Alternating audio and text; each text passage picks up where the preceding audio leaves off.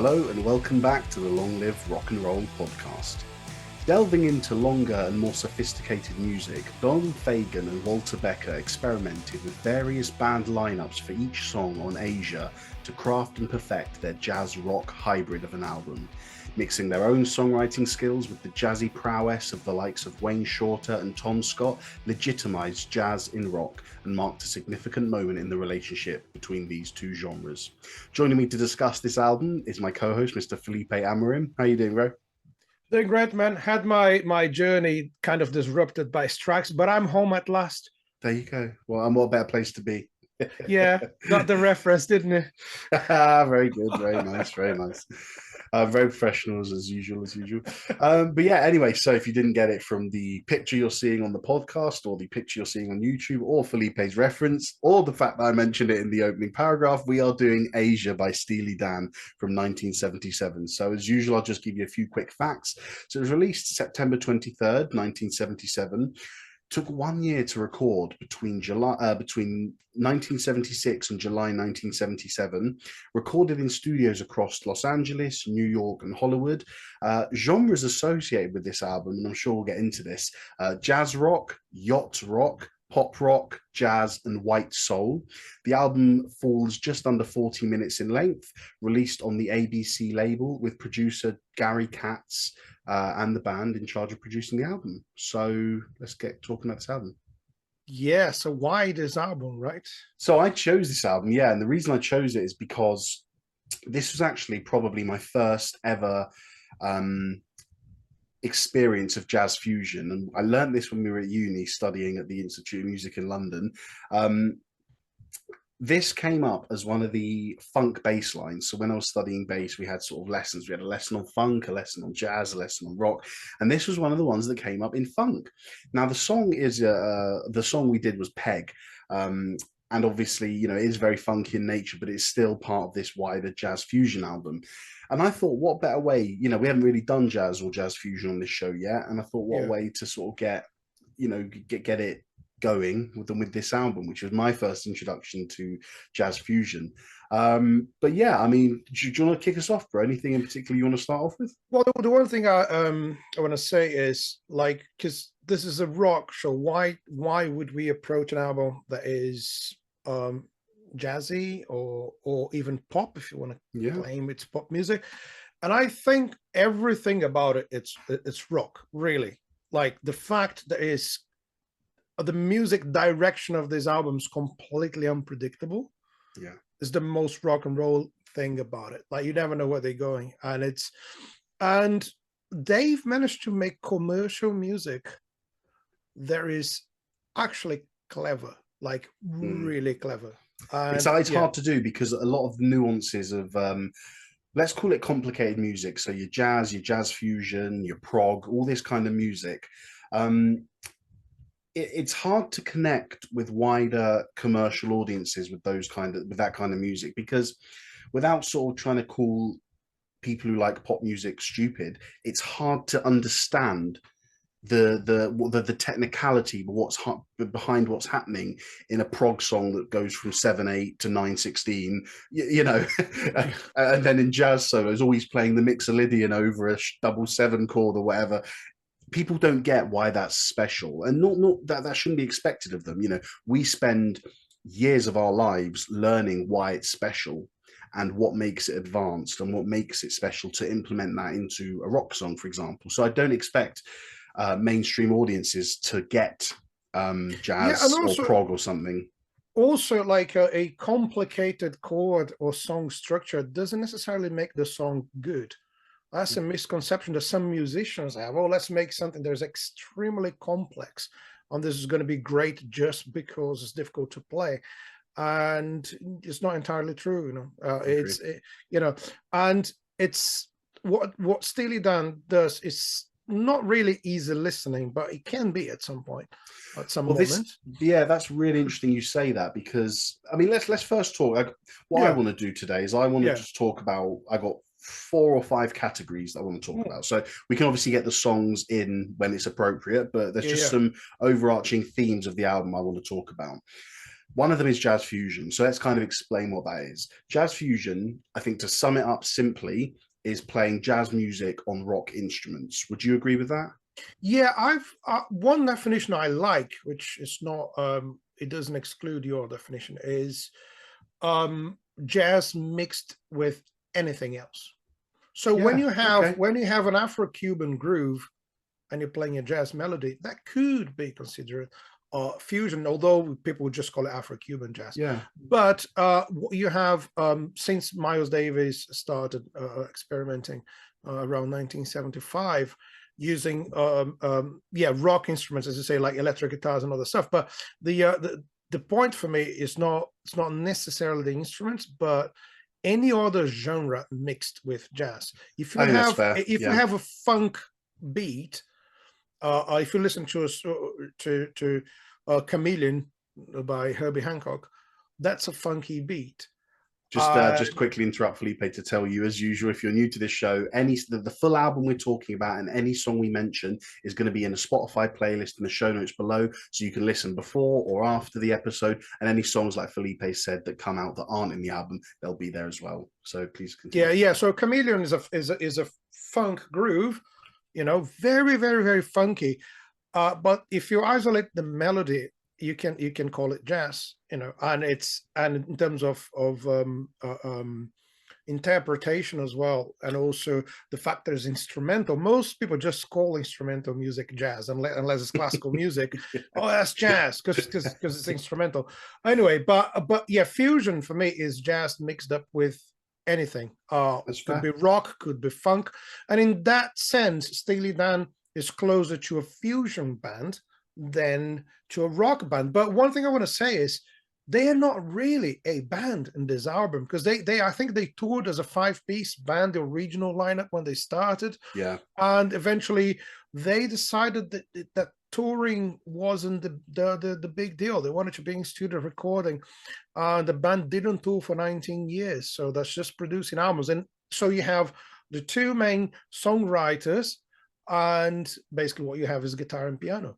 So everything can we come else back to that? Yeah. Can we come back to that? Because just in this, so jazz fusion, we've got our definition. Just for listeners, because as you said, this is mainly a predominantly rock show. We are going to branch out every now and then. I said way back in the first episode, I'd like to get to the point where we do a 2-pack album one day, just because why not? Rock, rap music doesn't necessarily. It doesn't mean that rap, there can't be something rock and roll about rap music. You never know. So why not expand our horizons and try a different genre? Yeah. So jazz, what's the difference in terms of what does jazz fusion bring to rock music? You're talking about complex harmonies. So with rock songs, 9 times out of 10, you're going to have a simple chord, either a G, an A minor, an E flat minor, whatever. We're going to stick to them mainly. But with jazz, I don't know why the name jazz is there, but sometimes when we use the word jazzy to describe stuff, when you say, let's jazz that up a bit, that's because you're taking a simple... Spice it up, isn't it? Spice it up by taking a simple chord like a G minor and adding a special note. And we might, again, we're not going to go into this, but that note might be a 7th. So you hear them say a G minor 7th, or it might be an 11. And I'm not going to go into the intricacies of why we use those numbers, but it adds another little tone that just changes the chord. It's still a G minor at root, but it just decorates it a little bit with another little number. So I'll leave that there. And because of the complex harmonies and chords you're playing, you are getting more sophisticated chord progressions. And and you probably hear, if you've listened to Asia, you'll hear moments where actually a chord comes and you go, ooh, that's jazzy, that's spicy, that's unusual. And unpredictable, isn't it? Sometimes you're not expecting that tension in the chord. Yep. Sometimes I think they do a lot of that with the vocal melodies as well. Some of the phrases, the title song for me, you hear the beginning of the melody and that's, oh, that sounds familiar. Yeah. And then immediately goes in a direction that you're not expecting. And you said in the title song, I can think of the chorus where it goes, Asia. Da, da, da, da, da, da, da, and it just goes, oh, you're like, Exactly. oh, hold on, where's There's that always going? a couple of notes in a melody you think like, Yeah. oh, I wouldn't have thought of that, you know. Exactly, but they did. And then with that, you're getting intricate arrangements. So this is part of the, I think this is what we call the fusion part of it, because as you said, jazz mixed with another style. That other style could be avant-garde, where we get unusual syncopated hits. Even though jazz can be syncopated in itself and quite often is, intricate arrangements, intricate melodies that, as Felipe already mentioned, you're not expecting. So yeah, that covers the jazz fusion side of it and what you can expect to hear from jazz when it inserts itself into rock. Now, let's talk about the thing that you were just about to get to, the bands. Yeah, I say well, bands, not band. bands. There's so many session guys. The thing with them is they I think because they used New York session musicians and LA session guys as well. The different, well, it's interesting to mention there's kind of a rivalry between those two music scenes in terms of how they play stuff, especially how they play jazz music. So what so Walter Becker is the guitar player, isn't it? So I sometimes get confused. Yeah. What he mentions in an interview about the album is like the some of the LA guys, they would bring, so you hire a drummer from LA, they would come on with a truck, and there's a crew like taking the whole drum kit, and it's this gigantic kit, loads of drums and cymbals, and it's all really planned and organized, but that also reflects in the way they play. And they play something that is like predictable but extremely well executed. And they Okay. said, on the other hand, you have the New York guys coming with their hardware and cymbals like in the bags, and they use whatever drum kit you have at the studio. Uh, but they have a certain freedom in the way they play, and they would take more risks. And I think the album's got a good balance of both session styles. It's really interesting to mention that when you change a band from song to song, you're running a major risk of your album like not having a style that connects the songs in a way, or a sound or a Uh, vibe or a groove, and I must right? emphasize to listeners that when you can do your own research into this because it's too much for us to note It's down. 2 minutes. Each song has its own band. Yeah. There might, I know that Chuck Rainey plays bass on most of them, but other than that, I think there's about 5 different drummers on the album. Yeah, I know. So it's just Has in many terms of, different guitarists. So just to before Felipe goes on, just know that each song has a different lineup. There is not one song on the album that has the same list of musicians. it's around 40 musicians involved in this album. It's a Correct. lot of Yeah. people, and they're all great. To the point they tried loads of guitarists. There's a documentary about the album where they're going on about, I think it's Peg. They're trying to record the guitar solo, and they hired a different guitar player every day. Yeah. People would come. The sound engineer was like, "Oh, here we go again, another guitar player to do the same solo, and or improvise their own solo on the song." And they were not happy. The documentary they're going on about this is kind of funny because it sounds a bit Spinal Tap. They're like, yeah, so we used 4 or 5 guitar players. No, 5 or 6, or no, six or 7. I think I think it 7 was or more 8. like 10. It's like, Yeah. yeah, they got to get up to, if they were speaking with a British accent, it would be total Spinal Tap. Yeah. But the fact they were trying out and paying the best musicians in the world just to go there and do one solo or a few bars in a song to see if that fits the song or not. That shows the commitment with excellence, right? Now, Absolutely. one thing I want to say is that it could have resulted in a lack of unit when you have too many different people in the album, especially the rhythm section. If you have Mm-hmm. different drummers and bassists, you're really running a risk there. And some of my favorite drummers on the album, Jim Keltner, who was John Lennon's favorite drummer for studio records. You have Steve Gadd. You can't even name who he played with. Literally everyone in the music industry. And you had Bernard Purdie, who That's is the one. Yeah. oh man, Bernard Purdie. Don't get me started. So they would hire those guys. But the thing is, they have very different styles, and I think that's my opinion here. Chuck Rainey is the guy who keeps it all together. He's the glue. He's the glue because he's in almost every song. Yeah. And the bass is the soul of this album, in my opinion. And I mean, except I'm trying to think what album it was. We did it recently. One of the recent albums, maybe it was Iron Maiden, where you asked me about the bass, and I said that for me the bass is the most important instrument. Bias, of course, Yeah, not because because you're a bassist, no, right? no, of course not, Nothing to do with that. because the bass is the marriage and the foundation between the melody and harmonies that a keyboard or a guitar or a singer plays and the rhythm that a drum or percussion plays. The bass needs to be perfect for both of those to shine and all work together. And you're absolutely right, man. Chuck Rainey, an incredible bass player. I studied him in university, of course, when I did this song. And man, what a player! What a player! Yeah. And his contribution to the album is so important, as you said, because it is the glue that binds these different musicians together. And it's kind of like, whilst you'd normally expect the band to fit around a drummer and go, okay, this is the drummer's style. So I, as a bass player, only playing on one song, I'm going to fit to his style. Or like you said, a guitarist coming in and saying, well, I'm only doing this solo on 2 songs. I'm going to, the drummer's the constant. Okay, I'll listen to him. But with Chuck Rainey and this album, it is the bass. And he does a fantastic job on it. If you watch the same documentary that I've watched, then you'll notice the part that he actually bought stuff to the album as well. Yeah, like yeah. the song Peg. They asked him not to slap because slap bass. I love that. I know slap bass in the mid-70s was kind of it was starting to become quite prominent in bass playing, and Chuck Rainey, being a session musician, could obviously do it. And he said what did he say? He said he turned away from them, put a screen up so they couldn't see him, and he slapped the bridge of Peg. Yeah. And obviously it worked. It made a difference. No, it's a great bass part, and he knew what the song needed. So that's the other thing. They were really demanding with the musicians, but some of those musicians were, I would say, cheeky enough to say, "Wait a minute, no, I know what I'm doing here." Bernard Purdie was one of them, because when they did Home at Last, which is my favorite track in the album, because of the piano and the drums mainly. It's just such a beautiful tune. Bernard Purdie said, "Oh, this needs a halftime shuffle," and they were like, "Oh no, not shuffles. We don't want to shuffle for this song." It's a very specific kind of groove, and Bernard Purdie was like, "No, that's what this song needs. I know." So he calls himself the hit maker. And it was like, so I'm the hit maker. I know what I'm doing here.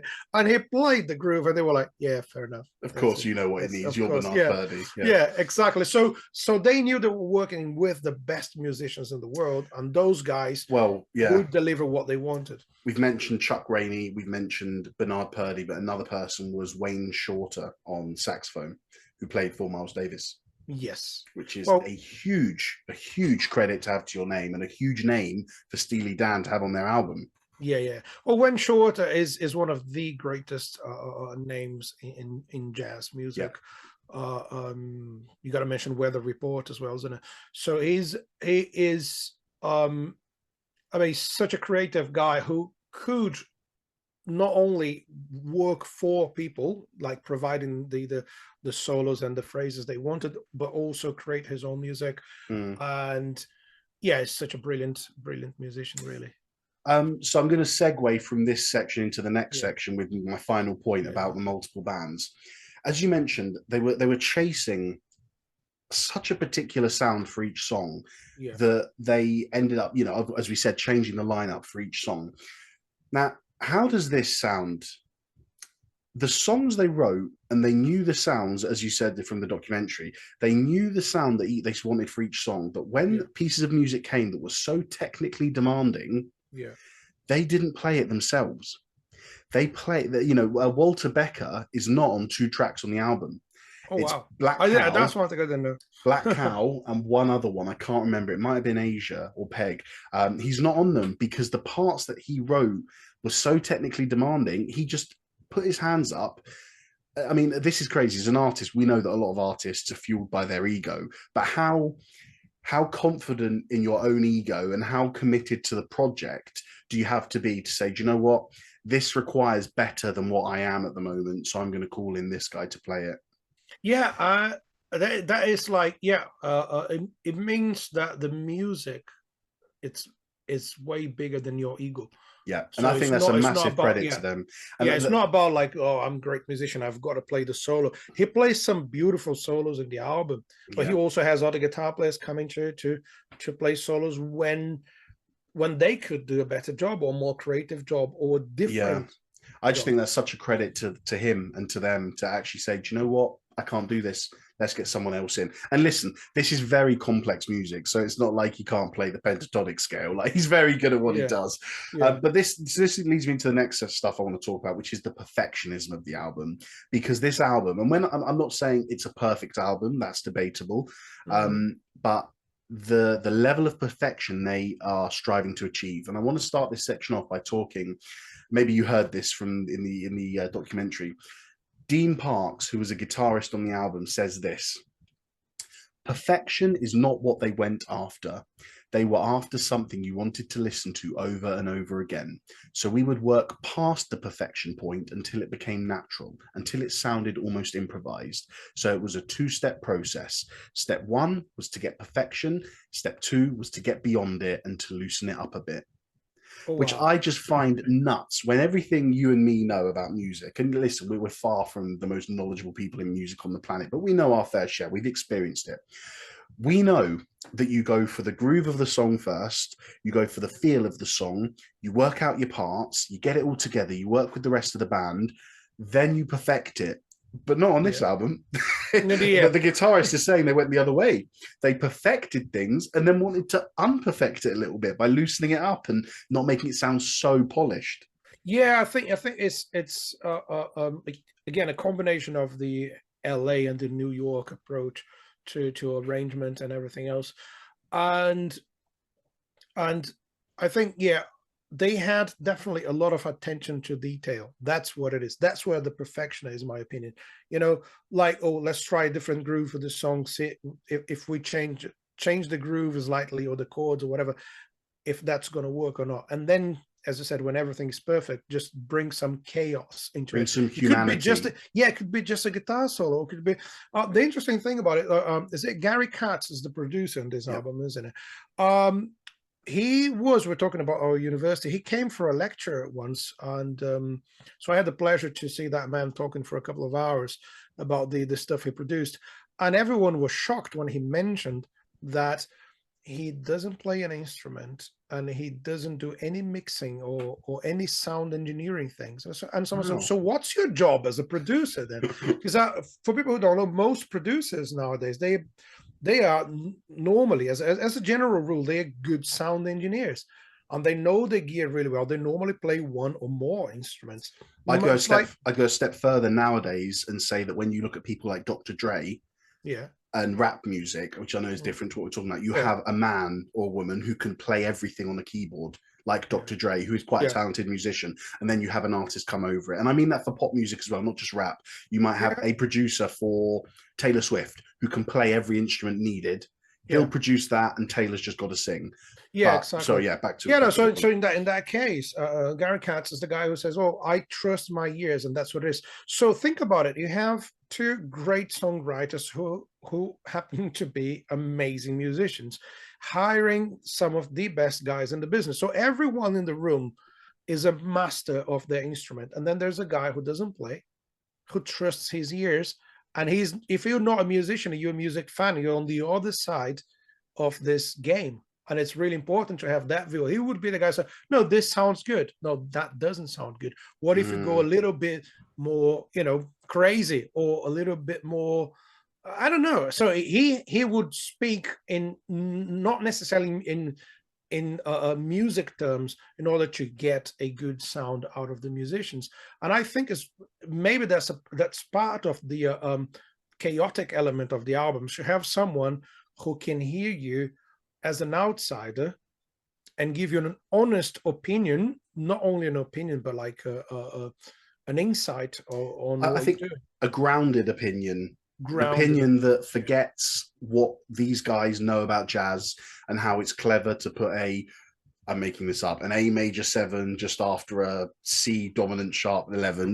That technically might work, but And if you've got someone on the ground who says doesn't quite work, it that doesn't quite grounds the work. Try band. the other one. Yeah, Yeah. yeah. Yeah. So it's good to have a guy like that working in a project. And yeah, and he is someone who knows a lot about music in a different way. And it goes sometimes beyond the perfection that we're talking about. Yeah. So continuing in that vein, for me, it's almost like each song has become a piece of art within itself, requiring uh, the same level of attention, detail, precision that some bands would give to an entire album, but just Yeah, per song, because they're so well crafted, aren't they? And yeah, it's not just cool jazz chords, great jazz solos, um, you know, and good drumming. The production side of it as well. That is the next section I want to go on to. Is the production of it. It's. I'd go as far as saying it's flawless.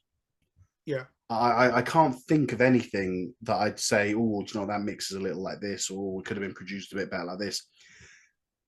The attention to detail given to every instrument and every minute detail of the album is flawless.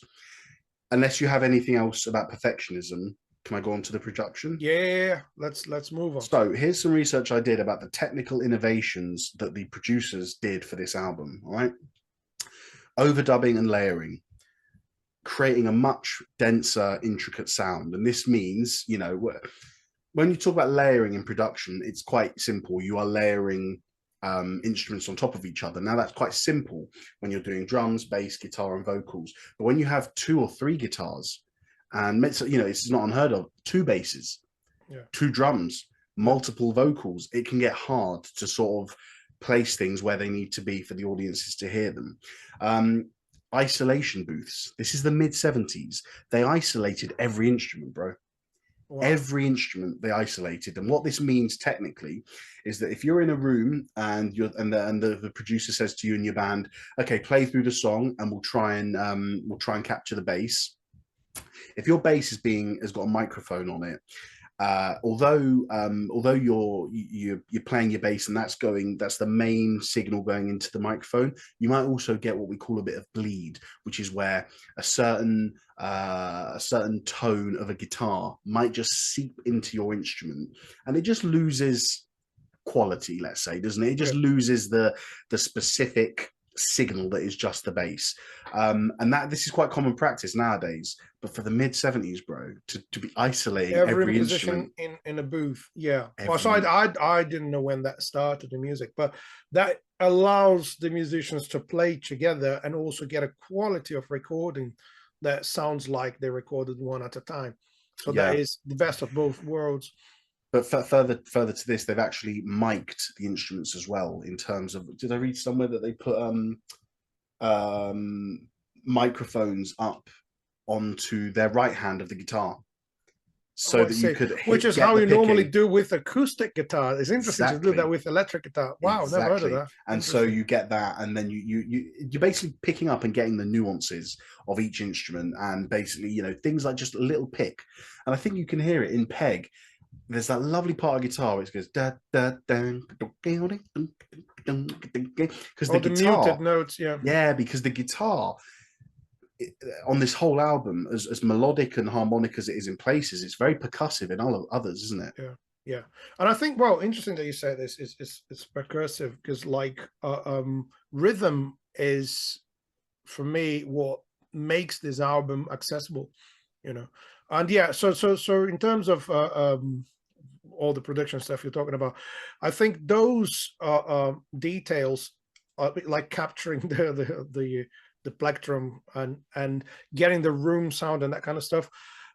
You're bringing some life to music. Otherwise, it can end up being overproduced. If Mm, it's well thought in terms of arrangement, and there's that search for the perfect sound, the perfect execution, it might end up sounding too cold. You know, like not human yeah. when it's too good and too correct. Let's put it like that. So yeah, that sort of ideas really make the music more human. I love it. Beautiful. Just to add to the technical stuff, you know, there was some signal processing techniques that they were utilizing and innovating, you know, dynamic range compression, EQ, which is basically enhancing the clarity of each instrument, which is what I said before. It's like, you know, isolation booth, miking up the intricate parts of an instrument, and then sort of using these new signal processing techniques means that you're going to be able to hear each instrument crystal clear, and that is what I think this album achieves so well, just beautifully hearing all the perfectly mixed instruments. It is producing perfection. Yeah. Production perfection. It still sounds great today. It sounds like it could have been mixed yesterday. It's fantastic. Yeah. It sounds as good as any modern pop album. Yeah, excellent. In terms of sound engineering and mixing. Yeah. Is there anything you wanted to talk about? In terms of production, No, just in general. I've Uh, kind of come to the end of my points, themes. so Lars is the organized one here. Felipe, he actually he follows his notes. I I'm write my notes and then forget about it. I'm the LA player. You're the New York player, aren't you? Yeah, we need both of us to do the shows. There you go. Yeah, no, exactly. I want to say about in terms of the complexity of it and how clever the songs are. I think if you only listen to one song of this album, I would say Asia is the one. I'll tell you. That's a good point, my opinion on that is because first of all, it's a long song. They have a few short songs. Short, I mean, like just under 4 minutes or 5 minutes. But Asia is a long song, almost 8 minutes or around 8 minutes. 7:57. Yeah. Yeah. So that song has got everything. You can hear all of their influences in it. And it's got a sort of a bossa nova groove at the beginning. And it can get quite funky at some points. And at some points, there's no groove, just cymbals. Just like, it's just a vibe. You can't hear the groove. And they went for something that I think it wasn't. There's an interview. I know you like Rick Beato, who's one of my favorite YouTube channels. And he interviewed Steve Gadd about that song. And Steve Gadd said that at the time, no one has seen that in pop music. There's a sax solo in the song, and the drums, they solo over the sax solo. There's two of them. So that's how unpredictable it is. Yeah. So you got this beautiful melody and the lyrics, and it talks it's about a woman and how he admires that woman. And you're listening to that, and you go into that journey. Oh, it's a beautiful story, right? And then the sax solo, and you have Wayne Shorter playing the solo, one of the greatest. And he goes for that solo, and the drum starts soloing on top of it. That you can hear that in jazz or fusion or free jazz, whatever. It's kind of acceptable. In any other context, it's like, come on, drummer, shut up. Like, that's the sax moment. You're like, you're overplaying. You're playing over and you're actually playing over someone else's solo. Yeah. It's the most it's the most rude thing you can do as a musician is to take someone else's solo, but. It was designed to be like that. I was going to say, if they wanted two solos at once, they wanted the drum solo. If it's on the album, that means they wanted it. Yeah, and Steve Gadd says that they were not quite clear about what they wanted, but they would let you try to decipher what they wanted and go for it. And they gave him enough freedom to go and solo over that. And it's one of the most epic drum solos of all time. And I think got that at the end again. So when we think the song is going to calm down, and it does, and it becomes kind of pop music again. At the end, the sax and the drums start soloing together again. It's just beautiful. I agree with you. I think it's the song to go to on the album. If you want a taste of what the whole album's about, I think that's it. Yeah, you got really unorthodox fusion instruments, a guitar solo and a sax solo, and a drum one as well. You got like these syncopated hits and stabs, which kind of give the progressive fusion element to it. Loads of little motifs and embellishments in between the vocal phrases, which is kind of rocky. But yeah, really great song. Do you know what I think about some of these songs is that what I love is the cross-genre appeal of this all, because you've got soulful vibes and overall, I think each song, although it might have a different style attributed it, each one has what I would call a soulful feel to it. Yeah. In the terms of a relaxed. Let me tell you a quick story. I listened to this album. So we were meant to record this last week, but something came up and we had to delay it to this week. I was recording this on the day that my car went for an MOT. Sorry, I was listening to this the day my car went for an MOT. Now, personally, the day my car goes for an MOT is the most stressful day of my year, because lots of people can relate. Because my car, I get good cars, but I drive them a lot. You never know what can happen. So 2 years ago, my MOT was about £800, which is just unbelievable. Like, I was just like, oh my God, what am I going to do? So the next year, you got PTSD from the year before. So I was listening, and I It's a listened to this trauma. album. I listened to this album when I was doing, but before I went for the MOT, and I was like, it's good. Yeah, I know, I like it in places. I like that solo is good, whatever. I went to the MOT and I didn't bother going home. I sat in the garage and listened to it. And the album calmed me down. I was there, like, so at the start, I handed him the keys. I was like, right, I was quite fidgety. I was like, oh, come on, how long was it? 5 minutes already. And as the album went on, I was like, by the time I got to bloody, what's Everything the is last going one? to be all right. By the time I got to Josie, I was like, it is what it is. Que sera, sera. Whatever happens, so it really does. So that's what I mean by the soulful vibe. It had a calming effect on me. You listen to it, and no matter how many syncopated jabs or hits there are, which is quite progressive, it's not the same progressive as 21st Century Schizoid Man, which is in your face and loud and disruptive. It's progressive in a lovely, calm way. So you've got those soulful feel through it, funky rhythms everywhere, gospel female vocals. We've already said the jazz harmonies and chords. But I love, the rock instruments and the overall how somehow if you combine all five of those elements, you've got a pop song. It's just nuts. Yeah, it's just how nuts. come? But, Right, yeah. So I just wanted to say that what I loved is that you didn't have the same stylistic characteristic doing the same job on each song. And what I mean by that is Deacon Blues. The drumming to me is rock drumming. Yeah. But yet on Peg, as an example, it might have been funk drumming. And the same way that the guitar solo in Asia is a jazz solo, but the guitar solo in Peg is a rock solo. So I love that they didn't just have rock drumming through the album, funk bass playing, jazz guitar. No, they just mixed it up. Never the same style or never the same musician. And it keeps it so interesting, man. Yeah. Unbelievable. It is. It is probably one of the most creative albums ever recorded in terms of mixing up different styles and having some sort of unit to it, which is not easy to achieve. You can have albums where each song is completely different, but there's something to it. I think it's the rhythm. There's always a bit of a funky vibe, and there's always the amazing bass. And you're right. But you get 4 songs in and you're kind of like, all right, I get where this album's going. And then they hit you with Home at Last, which has like, they're like, well, fuck it. Let's just stick in some reggae. Because instantly saying reggae, because the halftime shuffle on that one sounds like something between reggae and funk, and it's still jazzy enough. It's everything really. I actually, that's my favorite song in the album. I said, what do you love about it? Best, I think, is the moment that it comes in the story of the album. For me, I think listening to an album, as we always say, is the best experience in terms of music. It's not like one song or one single.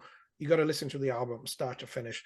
And some songs, they just come in the perfect moment. So if you're listening to that, there's a point, at least for me, there's a point where I'm like, my God, this is so dense and it's so clever and complicated. And some of the chords are like, it's almost annoyingly good. It's so good that it started to annoy me by track 4. It's like, okay, right, you guys proved that you're really good, and this is like mind-blowing. And then, as I said, Home at Last comes, and I was listening to that song on my way home now because, like, I'm stressed. There's strikes and delays. I'll put that on my headphones because I know I'm going to be home at last. And so this album has calmed both of us down in one situation or another. Yeah. Plus, it's a beautiful day, and I can wear a t-shirt in London, which is. same here. It's lovely. Anyway, so one thing I want to say, just one last thing, is Deacon Blues is my favorite lyrics in the album. And that's the other thing. When everyone's talking about how good people are as musicians or arrangers or etc., you forget about lyrics. And the lyrics of that song is this guy who lives a normal, boring life, and he dreams about being this super cool sax player. Okay. So, and this is a story about what he wanted his life to be like, and it's amazing, isn't it? So, because songs are mostly fake stories, isn't it? Something that you made up, and in this case, it's someone else's dream. They created this guy who is not real, and this guy has that dream, or that dream life, or that fantasy in his head, and they turn that into a song. So it's really, really clever, and it's not, none of the lyrics are heavy in any sense. None of them make you feel sad or depressed or whatever. They're all cool. That's great point about Deacon Blues. I really enjoyed that one. The sax solo in it is brilliant. And it's much more relaxed in terms of those jazz fusion elements. It doesn't go so heavy with it. But for me, I mean, I'd have to say I agree with what you're saying, is in the sense of Asia sums up everything that is good about the album. Yeah. But I'd argue that Peg does it to the same extent, but in a short amount of time. And that's why I'd go for that one as my. I think I'd call that. It's got the best riff as well. Oh, when the horns come in. Yeah, that is just the best. Beautiful. It's 3 minutes 57 seconds, and it gets everything in there. It gets the funk, it gets the backing vocals, it gets the jazz, it gets the rock solo. It's brilliant. But man, it's hard. Do you know why pick. It's called Peg? No, tell me. They needed a really short words to fit the melody rhythmically the way they wanted. Yeah, it's a Peg. It has to be short. They would extend the letter E, make it long, but the word had to be something short so they can use it in a melodic and rhythmically way. So it's really interesting. Yeah, it's based on that, search for perfectionism. In the documentary, I believe you and I have both watched, do you remember the part where the backing vocalist was saying that they'd spent hours recording lines because what you think would be a simple line, they were just like proper, specific about it in terms of, well, hold on, we don't, I can't think of a lyric, but the guy made an example, but I'll make something up. You say, I don't know, in the cool of the night, just that lyric, all right? They wanted a certain way. They wanted the emphasis on the C of cool. So you couldn't just say in the cool of the night, in the cool of, all right. And now emphasize the T on the end of night. And when you say in, we want the in to be in. We want you to swell up to in. They just had every word. They wanted something different, like a different thing. But yeah, that was a really good take. But now we're going to do the. And the thing is, like, how good do you have to be to have the final product in your mind? Like, you have it. You have the sound in your head. If you're so demanding with people, and if you're so picky about the small details, is because you have a sound in your head that you're trying to get out of humans, trying to make them produce that sound. Let me take you one step further and say, how awesome does it have to be, not only what you said, but for two of them to be joined in the vision that they both had for each of these songs. Yeah, that's a master move. I still can't comprehend it, for both of them to be so in line with each other in knowing what they listen. No doubt there was probably some arguments, there was probably some disagreements, but for the most part, even when they're talking, sounds like, isn't it? Even in the documentary, they get on so well. You kind of see things nowadays. When we did Fleetwood Mac and we did the classic albums documentary for that, they all had to be in different rooms because they didn't want to be near each other. Which is very rock and roll. But these two, I mean, man, just two peas in a pod, so to speak, as the saying goes. Anything else you want to mention, bro? Any other points? I just want to say one thing. If I got myself thinking, why is this album part of Long Live Rock and Roll podcast? Okay. And I thought, and that's the question I always ask you. What makes this album rock and roll for you? Okay, so for me, one of my drum teachers back in the day said to me, he was a jazz player. I would say all my beginner students would learn rock first. I'll teach them rock. So why? Because rock is not a genre. It's an attitude. So you need that to be a good musician. You need a certain attitude. And I think that's what this album is for me. It's the rock attitude in a certain way, the freedom, the search for a great sound, a perfect sound, and then let chaos control after you find it.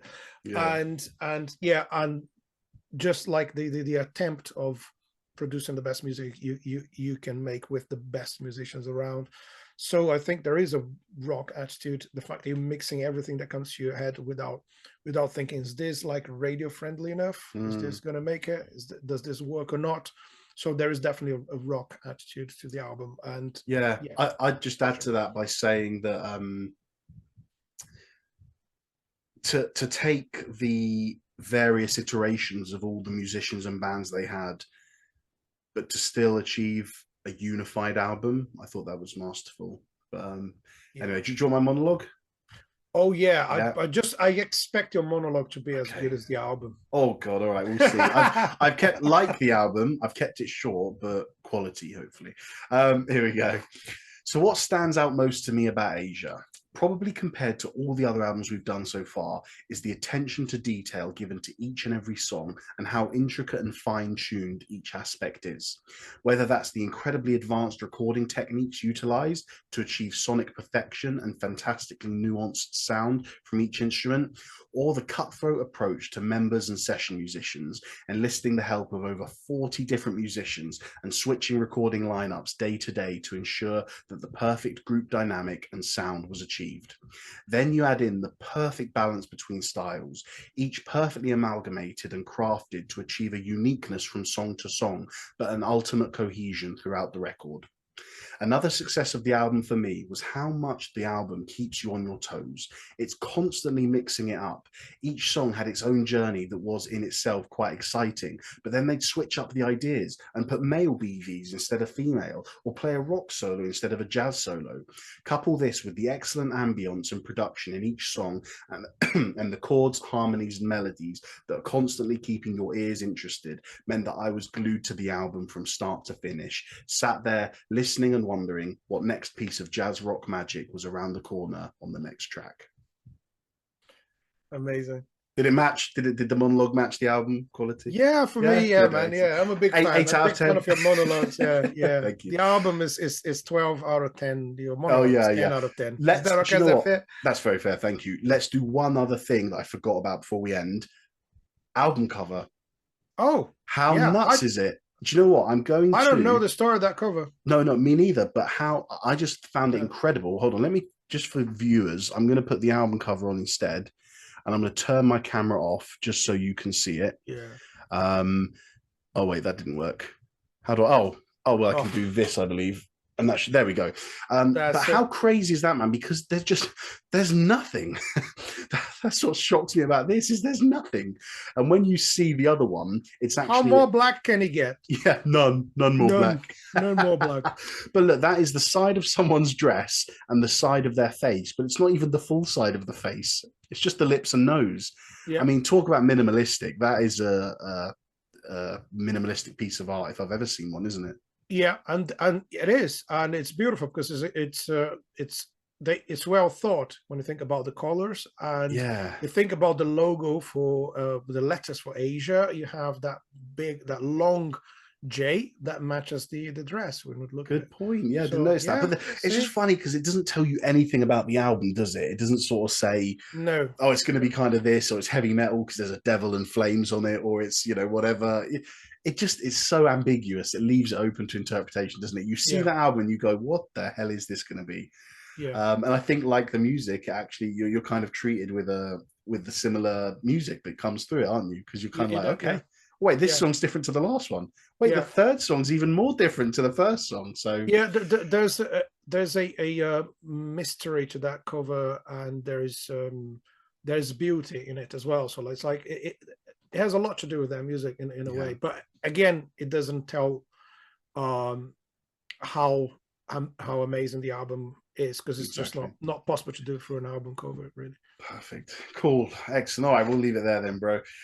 Thank you again for joining us on the Long Live Rock and Roll podcast. As I say, as usual, if you're watching, please hit like and subscribe so you can stay up to date with our new episodes. And if you're listening on Apple or Spotify, please scroll down and give us a little review.